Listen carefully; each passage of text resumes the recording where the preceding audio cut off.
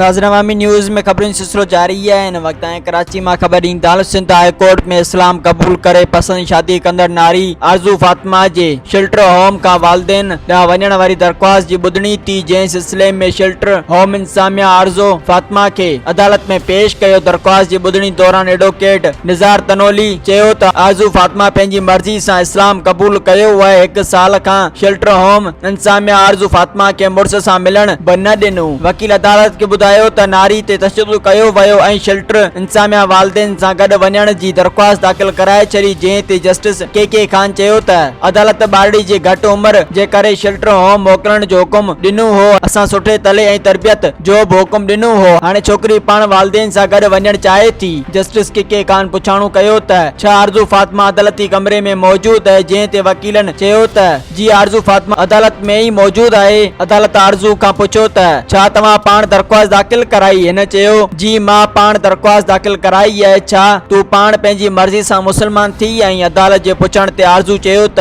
जी मां पंहिंजी मर्ज़ी सां मुसलमान थी आहियां ऐं पंहिंजी मर्ज़ी सां इस्लाम कबूल कयो आहे। जस्टिस के खान पुछाणो कयो त छा मुसलमान छोकिरी ईसाई वालिदैन सां गॾु रही सघे थी? जंहिं वकील निज़ार तनोली चयो त आरज़ू जे मुड़िस तरफ़ां ज़ाल जे हवालगी बाबति दरख्वास्त दाख़िल करायल आहे। छोकिरी खां पुछो वञे त हू कंहिं सां गॾु वञणु चाहे थी। अदालत आरज़ू फातिमा के कटहड़ी में घुराए सवाल कया त तव्हां मर्ज़ी सां इस्लाम कबूल कयो आहे? हिन चयो त मां मुसलमान आहियां ऐं मर्ज़ी सां इस्लाम कबूल कयो। तव्हां वालिदैन ॾांहुं वञण लाइ पंहिंजी मर्ज़ी सां दरख्वास्त दाख़िल कराई? जी मां पाण दरख्वास्त दाख़िल कराई। आरज़ू जे जवाब ते अदालत फ़ैसिलो महफ़ूज़ करे वरितो ऐं चयो त फ़ैसिलो अॼु ई ॿुधायो वेंदो। अदालत हीउ बि हुकुम ॾिनो त आरज़ू खे शेल्टर होम मोकिलियो वञे ऐं कंहिं सां बि ॻाल्हाइण जी इजाज़त न ॾिनी वञे। मज़ीद खबरों और तफसीलात के लिए विजिट करें हमारी वेबसाइट www.awamiNewsHD.com।